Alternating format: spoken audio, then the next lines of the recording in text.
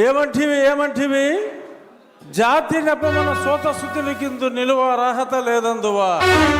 ఎంత మాట ఇది క్షాత్ర పరీక్షయే గాని క్షత్రియ పరీక్ష కాదే.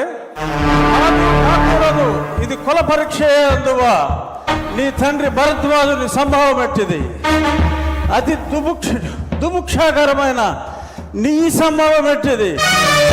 కులలో పుట్టిదివి కదయ్యా, నీదే కులము. అంతేగాక ఈ కులగురువైన వశిష్ఠుడు దేవకీ వేషయగు ఉర్వశీ పుత్రుడు కాడా.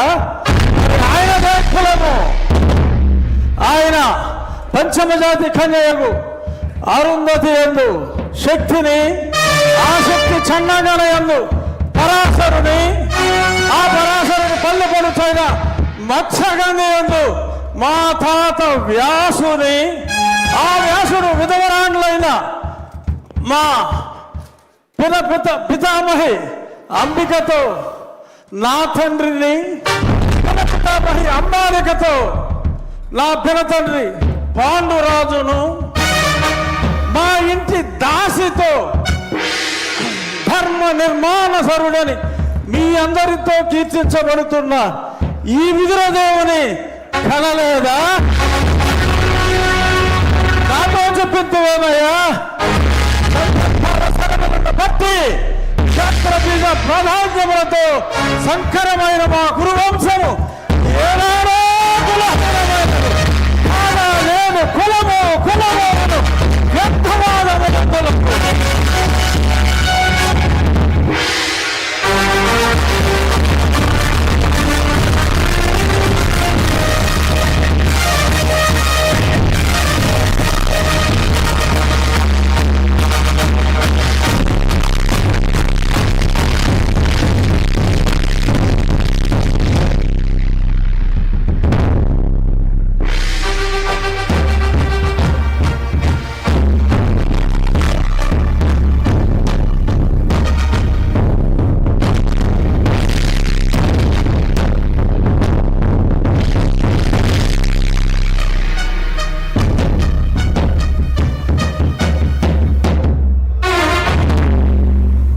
తెలుగుదనాన్ని అద్భుతమైనటువంటి డైలాగుల్లో దుర్యోధనుడి పాత్రలో ఏకపాత్రాభినయం చేసినటువంటి మన శాసనసభ ఉపసభాపతి ఆర్ఆర్ఆర్ శ్రీ కె రఘురామకృష్ణరాజు గారికి ఒక్కసారి గట్టిగా కర్తవ్య ధ్వనిలో అందిద్దాం. అభినందనలు సార్.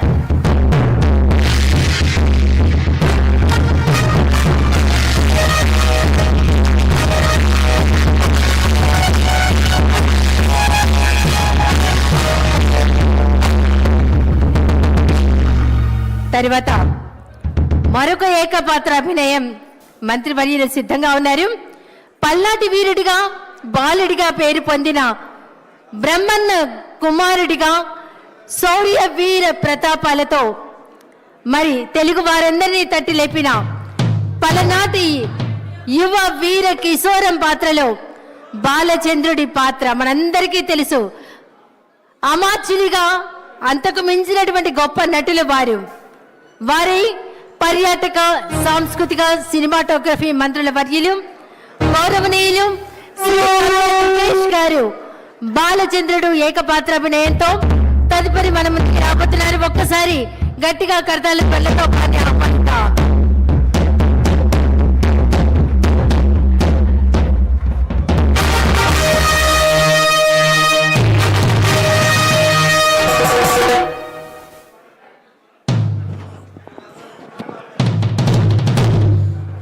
ఇది అడ్డొస్తుంది. ఇది